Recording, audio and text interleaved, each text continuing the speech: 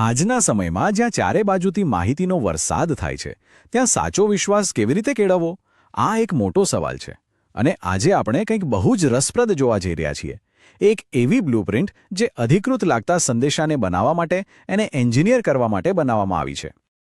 તો આ જ છે આપણા આજના વિશ્લેષણનો મૂળ સવાલ. શું પ્રામાણિકતાની એની રચના કરી શકાય? જ્યારે કોઈ સંદેશાને આટલી બારીકાઈથી આટલા ધ્યાનથી ઘડવામાં આવે તો શું એ એની અસલિયત જાળવી શકે? ચાલો આની ઊંડાણમાં જઈએ. આપણે આ બ્લુપ્રિન્ટને તબક્કાવાર સમજીશું.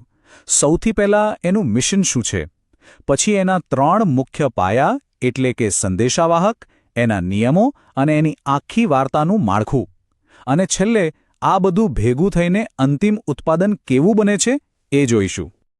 તો ચાલો શરૂ કરીએ. આપણે જેની વાત કરી રહ્યા છીએ ને એ કોઈ સામાન્ય લેખ નથી. ના, આ તો અત્યંત ચોક્કસ સૂચનાઓનો એક આખો સેટ છે. એમ કહી શકાય કે એક સંદેશ બનાવવા માટેની આ એક સંપૂર્ણ માર્ગદર્શિકા છે. અને બ્લુપ્રિન્ટનો હેતુ એકદમ સાફ છે. એમાં કોઈ બેમત નથી. એક 19 મિનિટની માનવ અવાજમાં વાર્તા તૈયાર કરવી, અને એ પણ એક ખાસ ડોક્યુમેન્ટરી જેવી શૈલીમાં. આ પરિણામમાં કોઈ પણ જાતની બાંધછોડ ચાલે જ નહીં.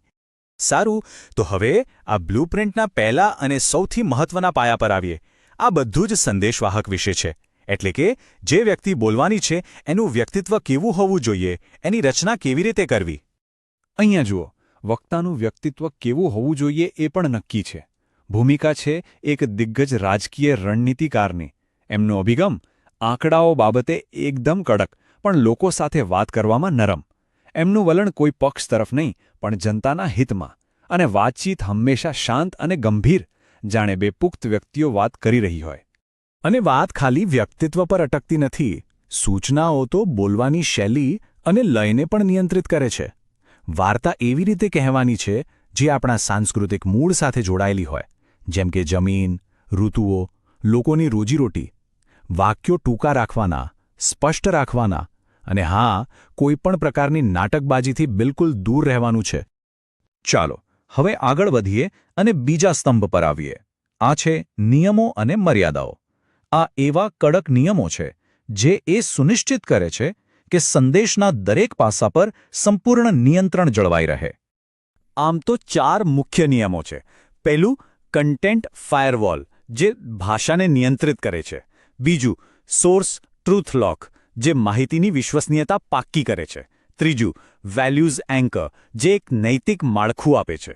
અને ચોથું, ફરજિયાત બ્રાન્ડિંગ, જે ઓળખને સતત જાળવી રાખે છે.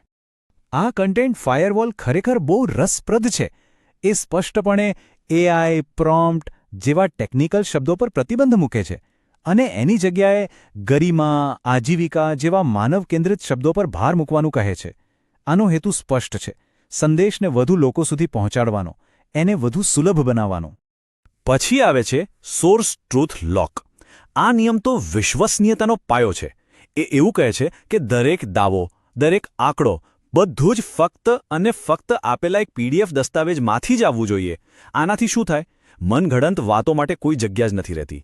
દરેક વાત સ્રોત પર આધારિત બને છે.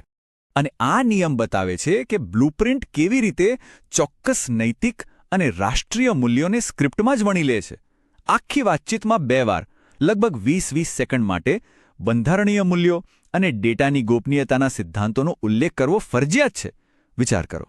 અને હવે આપણે આવી પહોંચ્યા છીએ છેલ્લા અને ત્રીજા સ્તંભ પર. આ છે કથાનું માળખું. એક અત્યંત સંરચિત, પહેલેથી જ નક્કી કરેલો વાર્તાનો પ્રવાહ, જેનું પાલન કરવું એકદમ ફરજિયાત છે.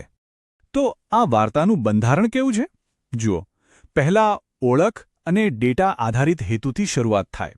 પછી જમીની વાસ્તવિકતા સાથે જોડાણ, એટલે કે જમીનની નાળ પારખવી.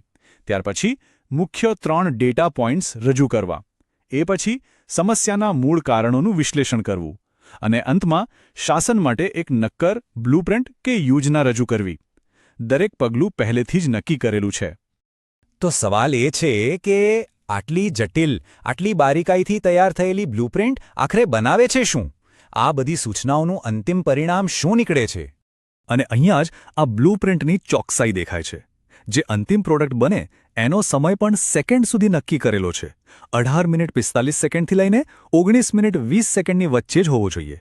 આ જ વાત એના એન્જિનિયર્ડ સ્વભાવ પર ફરીથી ભાર મૂકે છે. અને છેલ્લે આ છે બ્લુપ્રિન્ટનો ફરજિયાત કોલ ટુ એક્શન, જે શબ્દશઃ બોલવાનો છે. આનાથી એક વાત સ્પષ્ટ થઈ જાય છે કે જાહેર હિતની આખી વાતચીત પાછળ એક ચોક્કસ વ્યાવસાયિક હેતુ પણ રહેલો છે. તો આપણે જોયું કે કેવી રીતે એક સંદેશના દરેક ભાગને વક્તા, શબ્દો, નિયમો, વાર્તા બધાને ચોકસાઈથી એન્જિનિયર કરી શકાય છે. અને આ આપણને પાછા આપણા મૂળ સવાલ પર લઈ આવે છે. જ્યારે કોઈ વાતચીત આટલી ઝીણવટપૂર્વક બનાવવામાં આવી હોય ત્યારે એની અસલિયત વિશે શું કહી શકાય? આ આખી પ્રક્રિયા આપણને એ વિચારો પર મજબૂર કરે છે કે આજના ડિજિટલ યુગમાં પ્રામાણિકતાનો સાચો અર્થ ખરેખર છે શું?